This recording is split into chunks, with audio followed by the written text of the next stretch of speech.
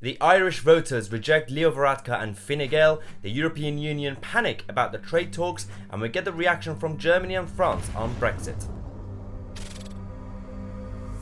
Hello everyone and welcome to another show. Today we're talking about the Irish elections and the consequences they could have on the Brexit trade talks between the UK and the EU. Now, at the time of this video being made right now, the result hasn't been completed yet. I think they've gone halfway through. They're still counting the votes. There's the problem with the proportional representation as a voting system. It's stupid. We're going to talk about what actually has happened in Ireland over the last couple of days with this election and how it's related to Brexit. So the Irish elections, let's quickly explain the different parties and how it works. So we have three major parties, technically speaking. You got Fianna Fáil on the left, and then Fine Gael in the middle, and Sinn Fein on the right. Now, ironically, Sinn Fein is the kind of left-wing party, and then the first two on the left are actually right-wing parties. Now, the difference, right now, as you know, Leo Varadkar in the middle, leader of the Fine Gael, is currently in charge of the government, and Fianna Fáil is also a centre-right party. The difference is that Fine Gael is actually pro-UK and also pro-EU, whereas Fianna Fáil is not really pro-UK. It's also not really pro-EU either. And Sinn Fein, obviously, as you know, it's a very left-wing party linked to IRA, very anti-UK, and very much anti-EU as well. So this is the makeup right now. Now, this election, the voters have said that the things that the priorities for them was always going to be about health, about housing, and then after that, obviously, climate change and jobs and the usual stuff. Brexit has been polling at 1%. There's another poll that shows similar figures, health and housing at the top. Brexit 0% as a priority. Now, it's important to mention Brexit because Leo Varadkar went into this election the same way Theresa May went into the 2017 election. Arrogant, it's strong and stable, without any coherent message. It was just about, I'm just a strong leader. Leo Varadkar tried to make Brexit the issue, showing how much of a statesman he is on an international stage and how he's been really good with Brexit for Ireland. And so he's also said things like this. I am the European Union when it comes to these matters, so the Irish government and the European Union are all one when it comes to Brexit. And I am the European Union. I am the European Union. Oh yeah, I am the European Union. As if that's going to go down well. He's also insulted the UK. For a party that's supposed to be a pro-UK party, Leo Varadkar has not really helped when he's called Britain a small country after we left the European Union. Now, all this has resulted in Fine Gael doing really badly in the election. Now, last night, Leo Varadkar himself became the first leader for not actually winning his own constituency election outright. They had to go through the second round, third round, and then eventually he won his constituency election on the fifth round. This was a reaction he had when he realized that he's not actually doing well in the first four rounds. 5, total 8, 6, 4, 1, and non-transferable papers not effective 178.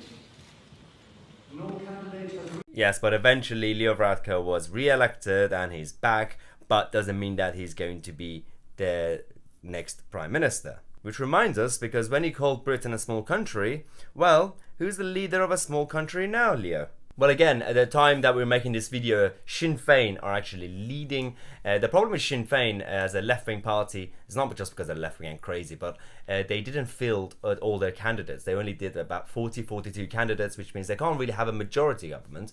They need to have a coalition. Obviously, Fine Gael, as a centre-right party, have said that they're not going to get into a coalition with Sinn Fein. Fianna Fáil, also right-wing, but they've considered working with Sinn Fein. Now it depends if Sinn Fein wants to work with Fianna Fáil. Now the main difference between Fianna Fáil and Fine Gael, apart from their view on being obviously anti or pro-UK, is actually Fine Gael is slightly more socially liberal, more pro-business, whereas Fianna Fáil is slightly more socially conservative, more.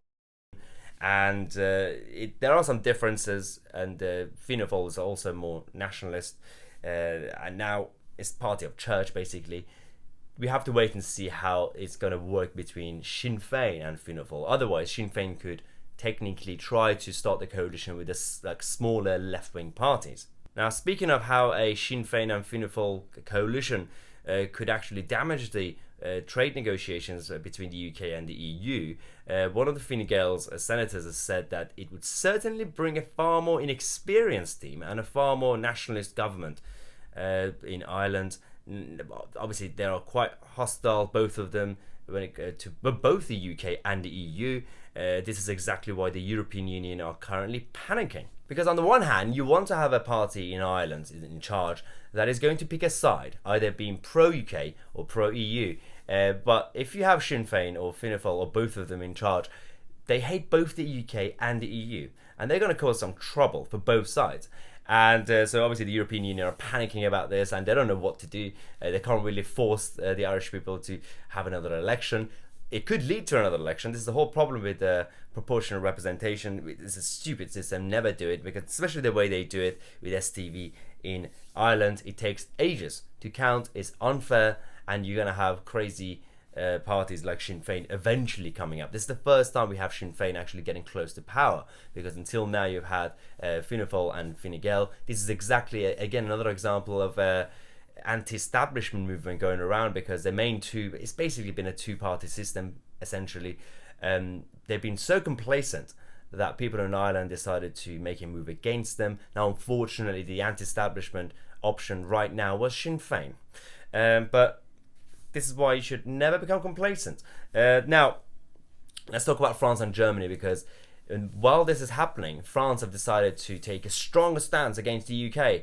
They again, every few days, Macron comes out and complains about UK being free. He wants the UK to be tied to the EU. This is a new demand. Yes, Macron now wants Britain to obey EU rules on a number of issues when it comes to employment, environment, competition, but he wants it to be permanent with any Brexit deal.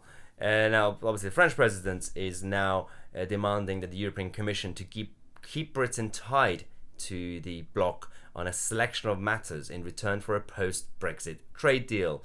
He thinks that the UK are so desperate that they would just say yes to any political alignment. Now, hopefully, our government won't do this, but what they want is a full dynamic alignment, which makes sense to protect France in this scenario. I mean, are you absolutely kidding me? Literally every few days, Macron comes out with some sort of weird demand. This time, it's basically wants to have a no Brexit.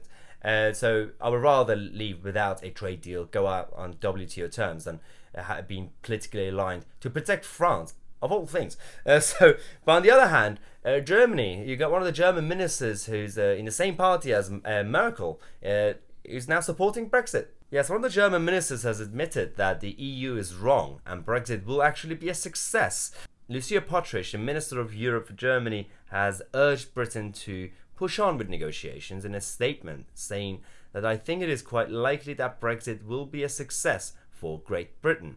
The EU is interested in an agreement with Britain, and from their perspective there is a lot to be said for a free trade area in the UK. Now, while we have the EU Federalists, Remainers and other European countries coming out one by one and admitting that Brexit is actually a good idea, we have the live reaction from Brexiteers who's been saying this for years and years.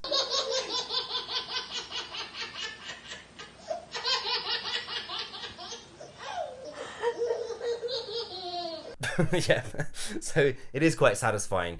We've been saying this for years and years, that it's not going to be a problem, everything's going to be fine. We actually had a smooth exit, and December 2020 is also going to be smooth. Don't worry, everything's going to be fine. And but we have a lot more to cover on this channel. If you enjoy the content, if you're new, make sure you subscribe and click on the bell next to it. We have a daily show at 5:45 p.m. If you want to follow me on social media, listen to my daily rants about Brexit and other current affairs news and everything, Twitter and Instagram, find the details down here. I'm Tousi. I'll see you guys tomorrow with a new video.